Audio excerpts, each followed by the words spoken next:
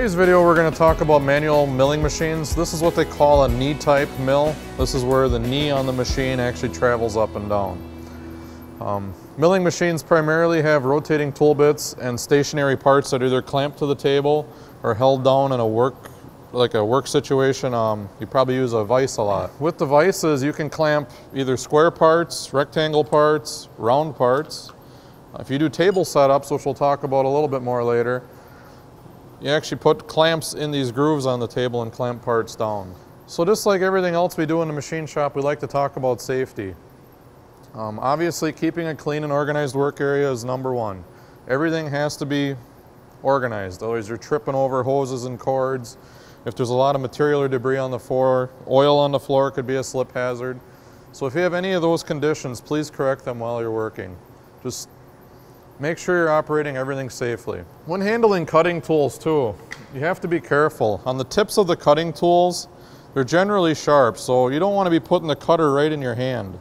You want to hang on to the cutter by the outside of the cutter. Next, let's talk about machine controls.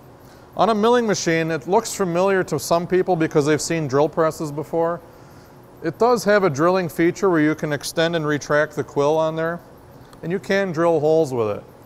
So a lot of students are more familiar with a milling machine just simply because it looks like a drill press they've probably used in the past. How a milling machine is different from a drill press though, is that the table moves underneath the tool. So the tool will rotate like it would in a drill press, but the difference is that you can move the table underneath the tool and create different features. And they could be very simple, plain things like milling the outside of a block, or you could be doing something with drilled holes with counter bores, or doing some kind of a groove. So this is kind of a more basic project that we do. This project started out on the lathe and they made it nice and round, and they did the grooves and they got the ends done. So the only operation on the milling machine was to put the hole in there with the threads. So you can do counter boring, drilling, and tapping on the mill. Now this one was a more complicated part that we made. As you can see, they have a lot of contours. Now typically on a manual machine you won't be doing something this ornate or this complicated. The uniqueness of this machine is that it can be a manual mill or a programmable CNC machine. So let's talk more about the controls. We have the quill. You can extend and retract the quill. So this is called the quill handle. Over here on this side we have the quill lock. So if you have the quill extended, you can lock it in that position so it doesn't move. Everything we do on the mill, you want to have the quill all the way up and locked. That keeps the spindle up inside the machine, keeps it short, keeps everything nice and strong. That is one thing we like to teach, is to have short, rigid setups. If you had your quill extended all the way, you have this much sticking out of your machine, the cutter is sticking out of there yet, it's going to be very unstable. So most of your work, you want to keep the quill up tight and locked. The other thing we talk about is the Y hand wheel. Now the Y direction, everything on a milling machine is located by the XY coordinate system. You probably learned that in math class. So you have the Cartesian coordinate system that deals with X and Y. So this hand wheel moves the Y axis. And if you look at the screen, you can actually see the numbers counting or keeping track of our position in the coordinate system. The other handle is the X hand wheel. That'll move the X axis. So that moves the table left to right, and the display will keep track of your position. If you have a machine that doesn't have a display, there are micrometer handles on here as well, little dials that tell you where you are.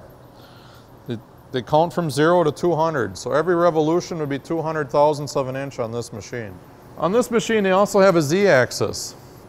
Now Z is typically perpendicular to X and Y. So on here the quill is the Z-axis. If you notice, the Z's numbers change as the quill extends and retracts. Now this machine also, you can raise and lower the table. So this handle here, if you go counterclockwise, it lowers the table.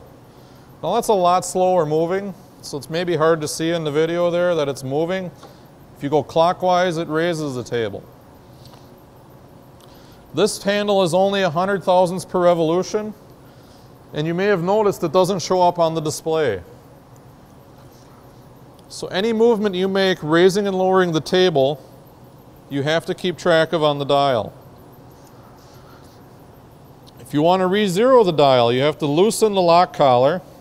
You can rotate the dial without moving the table. Now it's just the dial that takes the readings is moving. Lock the dial, and that would be your new zero. So for every axis, there's a hand wheel to move it.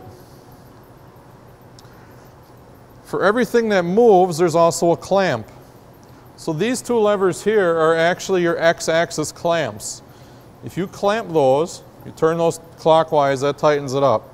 Now you can't move the table on X. Underneath here, there's actually the y-axis clamp. If you clamp this one, that clamps the y-axis. The z-axis clamps, there's actually 3 of them. For light-duty machining, we just use the one on the front. If you turn that clockwise, that clamps the z-axis. If you're doing some heavy-duty machining, there will be clamps back here as well on the back of the knee. So if you're doing a lot of heavy cutting, you want to lock these as well. There are other controls on the top of the machine, what they call the headstock. There's the spindle brake. So if you're running this machine, this would be the brake. After you shut the machine off, you engage the brake, it stops the spindle sooner. On this side, there's a high and low for shifting it from low or high gear. Now in low and high gear, your speeds are displayed in these 2 windows. We have a turtle or a rabbit on this machine. Some machines say low and high. Here we have to assume that the turtle is slower than the rabbit, so that signals low, and this is high. I have one more speed selection here. So while the machine is running,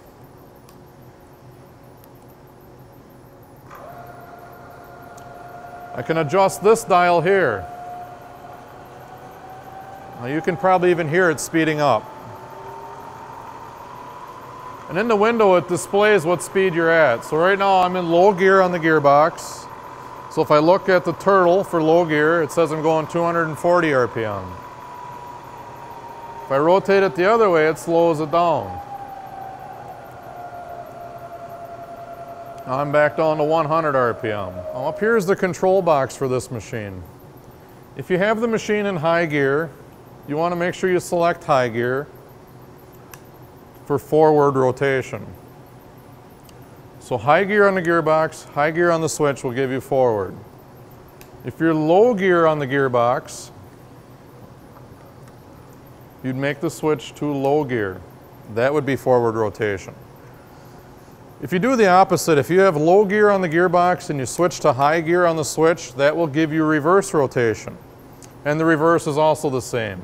If you're in high gear and you have this switch to low gear, that would give you reverse rotation. The other thing worth mentioning is when you're shifting from high to low or low to high, always make sure your spindle's in gear. Because there is a position in the middle called neutral, and we'll be using that later as well when we start using indicators where we have to rotate the spindle by hand. So when you put it in gear, make sure it's in gear by rotating the spindle. When you heard that clicking sound, that's actually when it jumped into gear. If you were to start the machine with it out of gear, you would hear a terrible sound, and that's the gears grinding inside the head. So always make sure it's in gear after you've shifted from low to high or high to low. So when I push spindle start now, it will actually start the machine. So off stops the machine. The other switch we have here is the coolant on this one. This one actually has a built-in coolant system. You can turn it on, either flood or mist. The other switch you've seen on probably every machine you ever ran, they call it an emergency stop. If you have this in gear and something's going wrong, you can either shut it off with this switch or you just push in the emergency stop. The next thing we should talk about is this switch here. It says in and out. Now what that does is it activates the drawbar. When you put something inside the machine, this machine has an R8 taper, so you need to use an R8 tapered tool. You notice there's a keyway on there.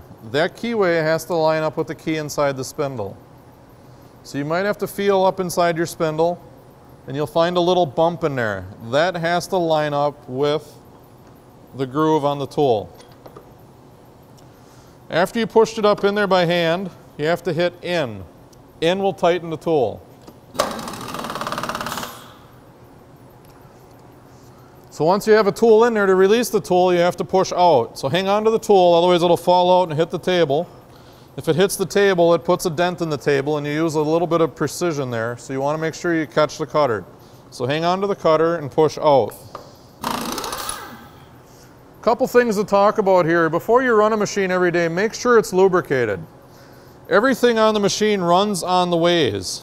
The ways are two precise surfaces, and they're made out of similar materials, similar metals. One's usually cast iron, the other one is steel. So for that to glide smoothly and accurately, you want to make sure that there's a lot of lubrication on those ways. Most machines have a lubrication system on the side of them. This machine actually has an automatic lubrication system on it.